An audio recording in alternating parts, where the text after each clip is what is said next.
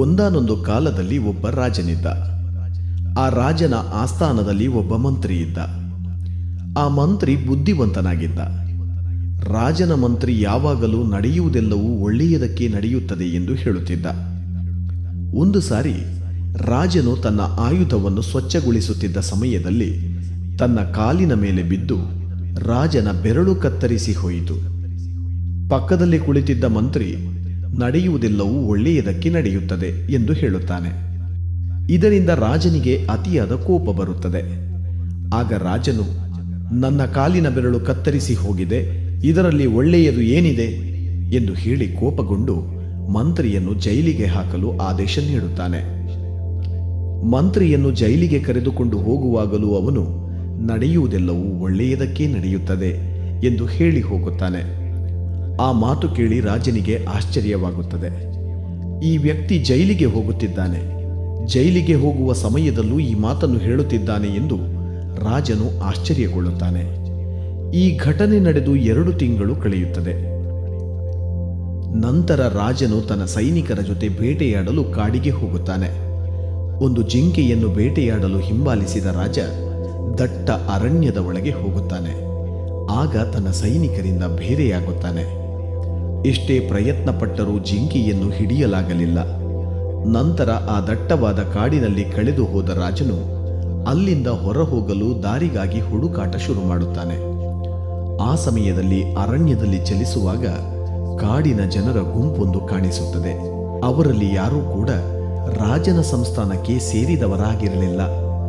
ಅವರ್ಯಾರೂ ರಾಜನನ್ನು ಗುರುತಿಸಲೂ ಇಲ್ಲ. ಆ ಜನರು ರಾಜನನ್ನ ಅಪಹರಿಸಿ ತಮ್ಮ ಜಾಗಕ್ಕೆ ಕರೆದುಕೊಂಡು ಹೋದರು. ಅಂದು ಆ ಕಾಡಿನ ಜನರು ತಮ್ಮ ದೇವರಿಗೆ ಬಲಿ ಕೊಟ್ಟು ಪೂಜೆ ಮಾಡಲು ಒಬ್ಬ ಮನುಷ್ಯನನ್ನು ಹುಡುಕುತ್ತಿದ್ದರು. ದೇವರಿಗೆ ಬಲಿ ಕೊಡುವ ಸಲುವಾಗಿ ರಾಜನನ್ನು ಕರೆದುಕೊಂಡು ಹೋದರು. ರಾಜನು ತನ್ನನ್ನು ಬಿಟ್ಟು ಬಿಡಬೇಕೆಂದು ಆ ಜನರಲ್ಲಿ ಮನವಿ ಮಾಡಿಕೊಳ್ಳುತ್ತಿದ್ದನು. ಆದರೆ ಅವರಿಗೆ ರಾಜನ ಭಾಷೆ ಅರ್ಥವಾಗುತ್ತಿರಲಿಲ್ಲ. ಅವರೆಲ್ಲರೂ ಸಂತೋಷದಲ್ಲಿ ಡೋಲು ಬಡಿದು ಸಂಭ್ರಮ ಪಡುತ್ತಿದ್ದರು. ರಾಜನಿಗೆ ಸ್ನಾನ ಮಾಡಿಸಿ ಹೊಸ ಬಟ್ಟೆ ಹಾಕಿಸಿದರು. ರಾಜನ ಕತ್ತಿಗೆ ಹೂವಿನ ಮಾಲೆಯನ್ನು ಹಾಕಿ ಬಲಿ ಕೊಡಲು ಸಿದ್ಧ ಮಾಡಿದರು. ಇನ್ನೇನು ರಾಜನನ್ನು ಬಲಿ ಕೊಡಬೇಕು ಎನ್ನುವಷ್ಟರಲ್ಲಿ ಆ ಗುಂಪಿನ ನಾಯಕ ಬಂದು ರಾಜನನ್ನು ನೋಡಿ ರಾಜನ ಕಾಲಿನಲ್ಲಿ ಒಂದು ಬೆರಳು ಇಲ್ಲದೆ ಇರುವುದನ್ನು ಗಮನಿಸಿ ಡೋಲು ಬಡಿಯುತ್ತಿದ್ದವರನ್ನು ನಿಲ್ಲಿಸಲು ಹೇಳುತ್ತಾನೆ. ಈ ಮನುಷ್ಯನನ್ನು ಬಲಿ ಕೊಡಲು ಆಗುವುದಿಲ್ಲ, ಏಕೆಂದರೆ ಈ ಮನುಷ್ಯ ಪರಿಪೂರ್ಣವಾಗಿಲ್ಲ. ಪರಿಪೂರ್ಣವಾಗಿಲ್ಲದವರನ್ನು ಬಲಿ ಕೊಟ್ಟರೆ ದೇವರು ಸಂತೋಷ ಪಡುವುದಿಲ್ಲ, ಬದಲಾಗಿ ಕೋಪಗೊಳ್ಳುತ್ತಾನೆ ಎಂದು ಹೇಳುತ್ತಾನೆ. ನಂತರ ರಾಜನನ್ನು ಅಲ್ಲಿಂದ ಹೊರಬಿಡಲಾಗುತ್ತದೆ. ಆಗ ರಾಜನು ಸಂತೋಷವಾಗಿ ತನ್ನ ಆಸ್ಥಾನಕ್ಕೆ ಬರುತ್ತಾನೆ. ಅರಮನೆಗೆ ಬಂದು ಯೋಚಿಸಲು ಶುರು ಮಾಡಿದ ಬಳಿಕ ರಾಜನಿಗೆ ಒಂದು ವಿಷಯ ಅರ್ಥವಾಗುತ್ತದೆ.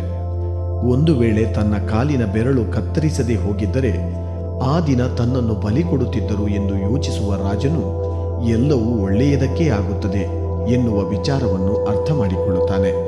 ತನ್ನ ಸೈನಿಕರನ್ನು ಕರೆದು ಮಂತ್ರಿಯನ್ನು ಜೈಲಿನಿಂದ ಹೊರಗೆ ಕರೆಸಲು ಆದೇಶ ನೀಡುತ್ತಾನೆ.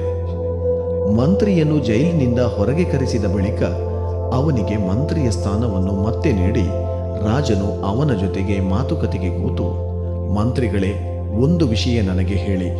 ಅಂದು ನನ್ನ ಕಾಲು ಬೆರಳು ಕತ್ತರಿಸಿ ಹೋದ ಕಾರಣ ಈಗ ನನ್ನ ಪ್ರಾಣ ಉಳಿಯಿತು.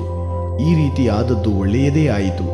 ಆದರೆ ನೀವು ಜೈಲಿನಲ್ಲಿ ಇದ್ದಿರಿ, ಬಹಳಷ್ಟು ಕಷ್ಟಗಳನ್ನು ಅನುಭವಿಸಿದ್ರಿ. ಇದರಿಂದ ನಿಮಗೆ ಏನು ಒಳ್ಳೆಯದಾಯಿತು ಎಂದು ಪ್ರಶ್ನೆ ಕೇಳುತ್ತಾನೆ.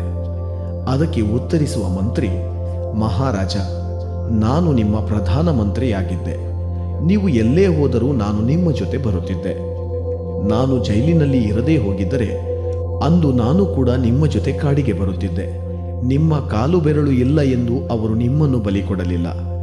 ಆದರೆ ನಾನು ಪರಿಪೂರ್ಣನಾಗಿದ್ದೆ. ಒಂದು ವೇಳೆ ನಾನು ನಿಮ್ಮ ಜೊತೆ ಇದ್ದಿದ್ದರೆ ಅವರು ನಿಮ್ಮನ್ನು ಬಿಟ್ಟು ಅಂದು ನನ್ನನ್ನು ಬಲಿ ಕೊಡುತ್ತಿದ್ದರು.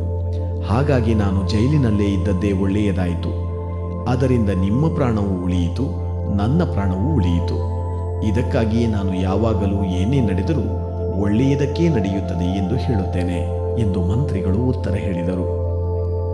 ನಮ್ಮ ಜೀವನದಲ್ಲಿ ಸಹ ಕೆಲವೊಮ್ಮೆ ಕೆಲವು ಘಟನೆಗಳು ನಡೆದಾಗ ಅದು ಕೆಟ್ಟದ್ದಕ್ಕೆ ನಡೆಯುತ್ತಿದೆ ಅಥವಾ ಈ ರೀತಿ ಯಾಕೆ ನಡೆಯುತ್ತಿದೆ ಎಂದು ನಾವು ಅಂದುಕೊಳ್ಳುತ್ತೇವೆ. ಕೆಲವೊಮ್ಮೆ ಅದರಿಂದ ಬೇಸರ ಮಾಡಿಕೊಳ್ಳುತ್ತೇವೆ.